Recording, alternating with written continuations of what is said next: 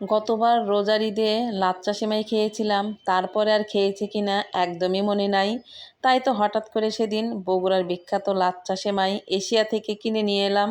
আর কিভাবে রান্না করি সব কিছুই থাকছে এই ভিডিওতে। বয়স যতই বাড়ছে মিষ্টি খাওয়ার প্রবণতাটা ততই বেড়ে যাচ্ছে। আপনাদের ভাইয়া সবসময় আমাকে বলে মিষ্টি কম খাও, এত মিষ্টি খেলে ভবিষ্যৎ ভালো হবে না, তাই এখনই বুঝে শুনে চলো। আসসালামু আলাইকুম, কেমন আছেন সবাই? আশা করি সবাই ভালো আছেন। আলহামদুলিল্লাহ, আমরা তো ভালো আছি। আমার বাবার বাড়ি এবং শ্বশুর বাড়ির ফ্যামিলির মধ্যে প্রচণ্ড পরিমাণের মিষ্টি পছন্দ করে সবাই। তবে এখন অবশ্য মিষ্টি খাওয়া সবারই একটু কমে গেছে, আমারও কমে গেছে। তারপরও লাচ্চা, পায়েস, মিষ্টি এগুলো খেতেই হবে।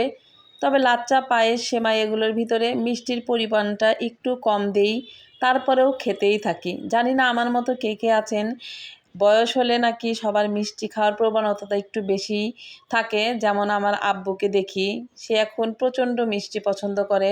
আম্মুর খাওয়া কমে গেছে কিন্তু আব্বুর খাওয়া এখনও কমেনি। সেটা দেখেই ভাবি আমি তো তাদেরই মেয়ে, আমারও হয়তো ওই রকমই হবে। বয়স যতই বাড়ছে মিষ্টি খাওয়ার প্রবণতা একটুও কমছে না। প্রতি মাসে বেতন পাওয়ার সাথে সাথে মিষ্টি না নিয়ে এলে আমার একটুও ভালো লাগে না। আর সেটা যদি আনতে না পারি তাহলে বাসায় এসে সেমাই, লাচ্চা অথবা পায়েস রান্না আমাকে করতেই হবে। এই যে লাচ্চা রান্না করছি আজকে, গত বছর রোজার ঈদে আমি লাচ্চা রান্না করেছিলাম। আর এই কয়েক মাসে কিন্তু আমি লাচ্চা রান্না করি নাই, কোনো সেমাইও কিনিনি। হয়তো মাঝে মধ্যে দুই একবার পায়েস রান্না করেছি। আমি রোজার মধ্যেও কোনো সেমাই, লাচ্চা রান্না করি না। ঈদের দিন যে সকালে আমি পায়েস বা লাচ্চাটা খাবো, সেমাইটা খাবো, ওটাই আমার কাছে খুবই ভালো লাগে। পুরো রমজান মাস আমি অপেক্ষা করি ঈদের দিন সকালে সুন্দর করে সেমাই অথবা লাচ্চা রান্না করব, আর সেইটা আমি সকাল সকালে খাবো। তো যাই হোক, এগুলো চিন্তা ভাবনা করতে করতেই লাচ্চা রান্নাটা হয়ে গেল। অনেক দিনই হলোই ভাবি যে বগুড়ার বিখ্যাত সেই এশিয়ার লাচ্চাটা কিনে নিয়ে আসবো। সেখান দিয়েই কিন্তু প্রতিদিন যাতায়াত হয়, কিন্তু নেমে মিষ্টি কেনা হয়, কিন্তু এশিয়া বা আকবরিয়ার লাচ্চাটা কেনা হয় না।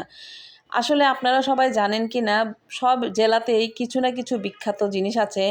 তার মধ্যে বগুড়ার আকবরিয়া এবং এশিয়ার বিখ্যাত লাচ্চা। এইরকম লাচ্চা আমি কোথাও দেখি নাই। আর এটার যে টেস্ট, রান্না করার পরে খেতে যে কী মজা লাগে সেটা আর কি বলবো।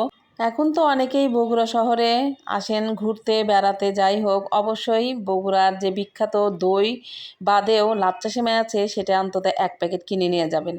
কথা বলতে বলতে আমার কিন্তু রান্না শেষ হয়ে গেল। আর এতক্ষণে আপনারা বুঝতে পেরেছেন আমি একজন মিষ্টি লাভার মানুষ। আমার মিষ্টি জাতীয় খাবার খুবই পছন্দ, তাই অনেক দিন পরে এই লাচ্চা সেমাইটা রান্না করলাম আর আপনাদের সাথে শেয়ার করলাম। কোনো প্রকার কিশমিশ, বাদাম, পেস্তা বাদাম এগুলো ছাড়াই কিন্তু আমি আজকে লাচ্চা সেমাইটা রান্না করলাম। এটা খেতে অনেক ভালো হয়েছিল। তো আজকে এই পর্যন্তই। আল্লাহ হাফেজ।